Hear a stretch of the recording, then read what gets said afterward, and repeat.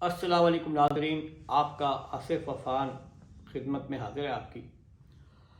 आज हम अपने चाहने वालों, सुनने वालों और देखने वालों के चंद सवालात का जवाब देंगे और आपसे कुछ और बातें भी शेयर करेंगे। अब्दुल्ला अतीक लाहौर से सवाल भेजते हैं कि चौधरी बरादरान के तहफ़्फ़ुज़ात, ख़दशात और जो शिकायत और जो गिले शिकवे होते हैं वो सारा साल चलते हैं, बल्कि गुज़िश्ता 3 साल से चलते चले आ रहे हैं। और जब बिल पे किसी बिल की मंजूरी का मरहला आता है या एतमाद के वोट की बारी आती है, तो वो अच्छे बच्चों की तरह जाके हुकूमत के पलड़े में अपना वजन भी डालते हैं, वोट भी दे के आते हैं और उसके बाद फिर उनके मुतालबात शुरू हो जाते हैं। तो ये क्या तमाशा क्या है, ये चौधरी साहब, ये चौधरी बरादरान क्या कर रहे हैं? तो अब्दुल्ला अतीक साहब, बात यह है कि चौधरी बरादरान जो है ना, गिली थाते पैर नहीं रखते कभी भी। जब तक मतला अबर आलूद होता है वो ऐसे ही गू मगू की कैफियत में वो कंप्रोमाइज़ रहते हैं और समझौतों की सियासत करने के आदी हैं। सबसे बड़ी मिसाल आपको मैं ये देता चलूँ कि आसिफ अली जरदारी, जिन्होंने चौधरी परवेज़ इलाही को बेनज़ीर के कत्ल की साजिश में शरीक मुल्ज़िम करार दिया, जिन आसिफ अली जरदारी ने चौधरी परवेज़ इलाही को शरीक मुल्ज़िम करार दिया बेनज़ीर साजिश कत्ल केस में। दूसरी बात यह है कि कातिल लीग कह के पुकारा, पंजाब का डाकू, पंजाब का चोर जिन्हें कहा गया, और चौधरी साहब ने अपने लखते जिगर, अपने सपूत, अपने जानशीं, अपने सियासी वारिस को बचाने के लिए उनकी करप्शन के केसेस में, जिन केसेस का सामना था उनको, FIA की तहवील में थे और ज़िंदगी थोड़ी सी मुश्किल हो गई थी, और ज़ाहिर है औलाद तो सबकी औलाद ही होती है।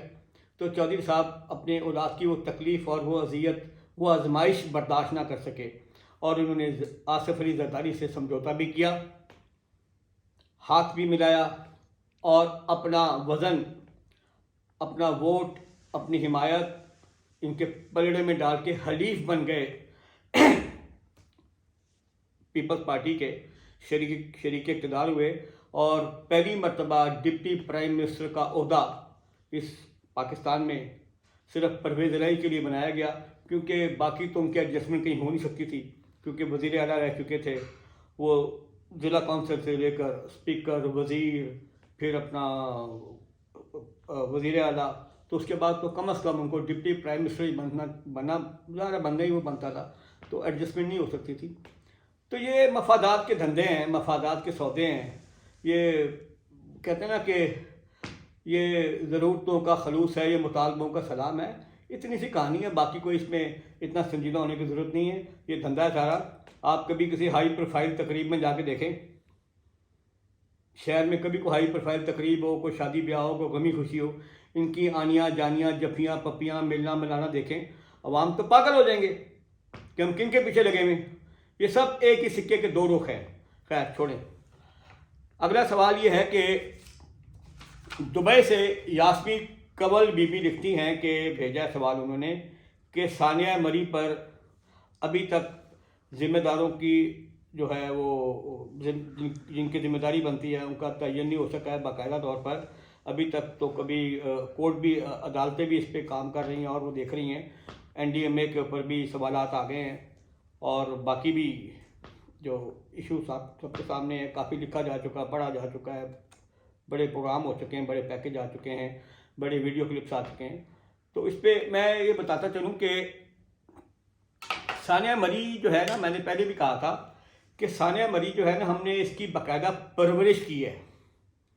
हर साल कमोबेश इन्हीं मसाइल का सामना होता है, कमोबेश इन्हीं मसाइल का सामना होता है। लोग फंसते भी हैं, लोग जलील भी होते हैं, हरास भी होते हैं, लोग फैमिली भी वहाँ पे जाके बड़ी पशेमानी और परेशानी का सामना करती हैं। वहाँ पे लोगों की जेबें काटी जाती हैं, डाके डाले जाते हैं, लोगों को ब्लैकमेल किया जाता है, फैमिलीज़ को उनके बच्चों के सामने हरास किया जाता है, उनको धक्के दिए जाते हैं, मार कुटाई और तशद्दुद के वाक़यात भी होते हैं। तो ये कौम जो है, ये भेड़ चाल है, ये लगे जाते हैं, भागे चले जाते हैं मरी यात्रा के लिए। तो पहली मरतबा नहीं हुआ, लेकिन इस मरतबा जब ये अलर्ट आया कि यहाँ पे बर्फ़बारी नहीं, कोई तूफ़ान का वो तूफ़ान आने का अंदेशा है, ख़तरा है, और उसकी शरीर भी है, उसकी बाकायदा पेशन गोई भी की गई, अलर्ट भी जारी किया गया। लेकिन उसके बावजूद ना आवाम टले, ना हुक्मरानों ने, इंतज़ामिया ने, हुकूमत ने इसके लिए कोई बाकायदा हिकमत अमली इख्तियार की। बहरहाल इसमें मैं एक बात और बताता चलूँ कि इंतज़ामिया को आप बहरहाल ज़िम्मेदार ठहराएं। आपने बली के बकरे भी आपको चाहिए होंगे, हुकूमत को बली के बकरे चाहिए होंगे। बली के बकरे ज़ाहिर इंतज़ामिया में से लिए जाते हैं, और इंतज़ामिया ही बली और कुर्बानी देती चली आई है। इसमें भी ज़्यादा से ज़्यादा क्या होगा, चंद सरकारी अफसर ये बली के बकरे बना देंगे। लेकिन ये बता पूछें इनसे, वहाँ पे कोई तो अवामी नुमाइंदा होगा, वहाँ कोई MNA भी होगा, MPA भी होगा, वहाँ पे कोई हुक्मरान जमात की कोई अपना तंजीम साजी भी होती होगी, तंजीमें भी होंगी। वो भी ज़ाहिर है वो तो खैर बरी ज़िम्मा होंगी, क्योंकि वो साहिब इक़्तिदार हैं, बरसर इक़्तिदार हैं। जो बरसर इक़्तिदार होता है, हुक्मरान जो होता है, वो तो ज़िम्मेदार होते ही नहीं है, हमेशा जो पानी नीचे की तरफ आता है। तो मैं एक बात आपको बताता चलूँ कि मरी में ये मौजूदा जो AC साहब जो वहाँ पे तैनात हैं, जो भी उनका नाम है, वो 8वें AC हैं इंसाफ सरकार के दौरे इक़्तिदार में। कमिश्नर, डिप्टी कमिश्नर, इसकी तादाद तो चेक करें, कितने तब्दील हो चुके हैं 3-3.5 साल में। गुजारिश ये है कि इंसाफ सरकार कारकर्दगी का रोना रोती है कि ब्यूरोक्रेसी काम नहीं करती, डिलीवर नहीं कर रही, ये नहीं कर रही, वो नहीं कर रही, फलां नहीं कर रही। तो भाई बात यह है, जो लूट सेल, जो होल सेल तबादले हैं, उनको कहीं करार आए, उनमें कहीं कोई ठहराव आए, कोई थोड़ा सा वक्त मिले किसी को काम करने का, किसी को यकीन हो कि यार मैं अगले 2-3 साल यहाँ पे हूँ, तो वो बाकायदा संजीदगी से कोई काम भी करे, कोई काम शुरू भी करे, कोई इनिशिएटिव भी ले।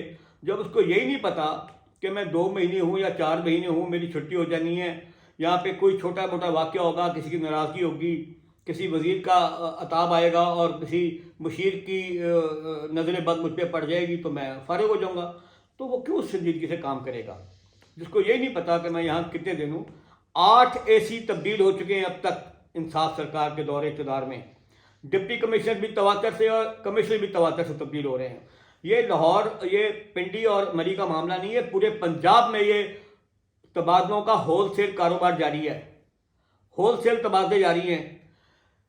ख़ास तौर पे जो अपना एक बाबू थे, सरकारी बाबू, जो चीफ मिनिस्टर पंजाब के प्रिंसिपल सेक्रेटरी भी रहे हैं, जो ताहिर खुर्शीद, जो टीके के नाम से मशहूर हैं, उनके जो टीके लगाए गए थे अब तक इंतज़ामी मशीनरी को, उसका असरात आने शुरू हो गए हैं।